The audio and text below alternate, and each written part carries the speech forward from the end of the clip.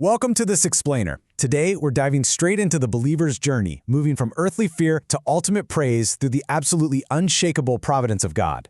We're looking at a deeply spiritual progression right here in the book of Psalms. And listen, this isn't just some dusty ancient history. It's a profound, living roadmap for any believer facing insurmountable odds. It shows us exactly how to shift our eyes away from terrifying worldly circumstances and lock them onto the perfect, unshakable plan of God.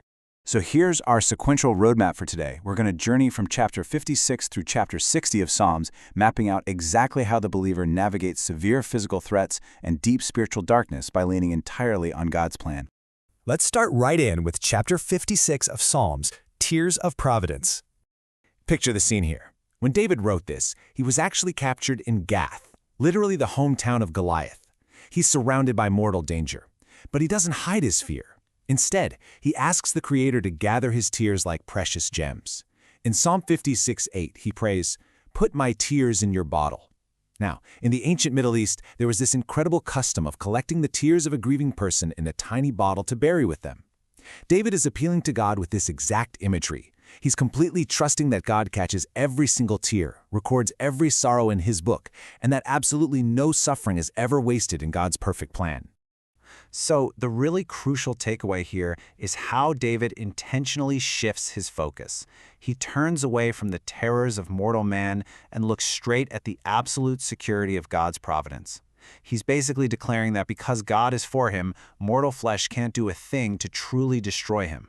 By actively choosing to trust God's word, he secures his path to walk in the light of life, completely safe under divine protection. Moving right along to chapter 57 of Psalms, Awakening the Dawn.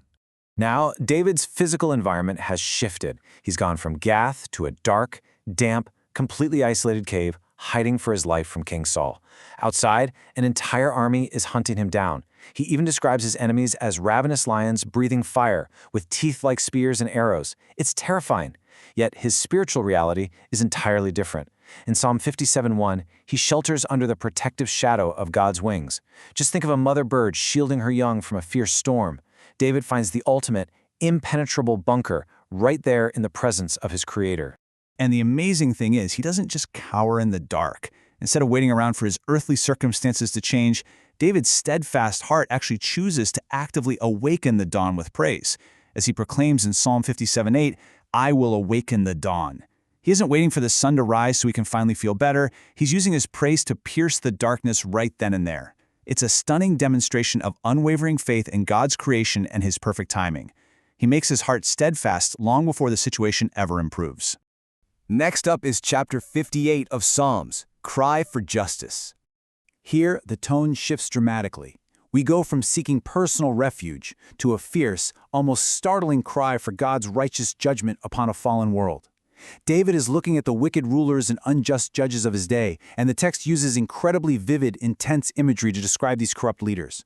Unjust rulers are called death cobras who willfully stop up their ears, just flat out refusing to hear God's truth or any righteous counsel. Because they're so dangerously out of control, David actually prays for God to shatter the teeth of these young lions.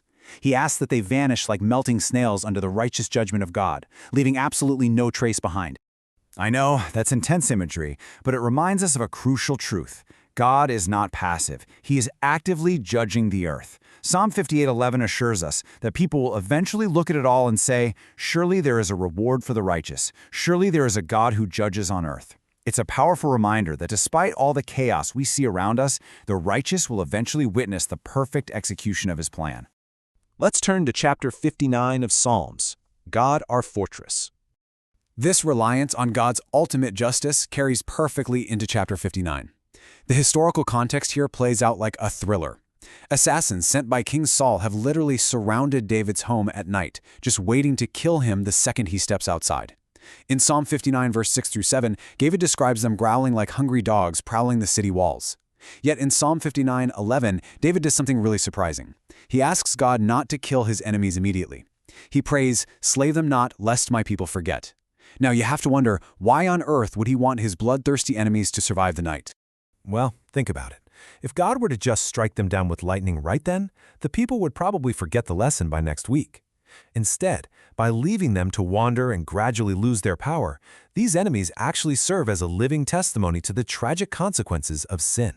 They become this prolonged, highly visible warning, ensuring that God's ultimate justice isn't easily forgotten by the people, and that his supreme authority over all creation is fully, undeniably revealed. And as that terrifying night of growling dogs finally gives way to morning, David is spared. In Psalm 59:16, he rejoices, singing out loud of God's strength and steadfast love in the morning. The dark terror of the night is completely replaced by morning praise. It proves, once again, that God's providence always outlasts earthly threats. The fortress of God holds firm. Finally, we arrive at chapter 60 of Psalms, Banner of Victory. This is perhaps the most desperate historical situation we've looked at yet. It was written in the devastating aftermath of a surprise attack by Edom, which happened while Israel's main army was far away fighting in the north. The land is physically torn apart, and the people feel completely abandoned by God. Look at this timeline. In Psalm 61, the believer is deeply entrenched in a day of defeat, feeling utterly rejected and broken. But then, God provides a rally point. Psalm 64 tells us he has given a banner for those who fear him, to rally to it from the bow. This is the banner of his unshakable truth. Ultimately, rallying to this banner leads them straight toward the future victory God provides, beautifully transitioning them from brokenness to absolute triumph. And you have to look at exactly how God views earthly powers here. In Psalm 67 and 8, God boldly declares his dominion over all creation using some incredible metaphors. He calls Ephraim his helmet and Judah his scepter. These are his chosen instruments. But what about the enemy nations? Well, he reduces haughty Moab to a mere wash basin for his feet. And over Edom, the very nation that just brutally attacked them, he says he tosses his sandal. In ancient times, throwing your sandal on a piece of land was a bold, undeniable claim of absolute ownership and subjugation. Seeing this massive divine perspective, David quickly realizes that scrambling for earthly alliances or putting his trust in military might is entirely vain. He writes clearly in Psalm 60:11-12, "Give us aid against the enemy, for human help is worthless. With God we will gain the victory, and he will trample down our enemies." It's a profound realization that true victory only comes by relying entirely on the unstoppable plan of God. As we wrap up this explainer, we've watched David journey through capture, caves, assassins, and crushing national defeat, yet always finding his true anchor in the Lord.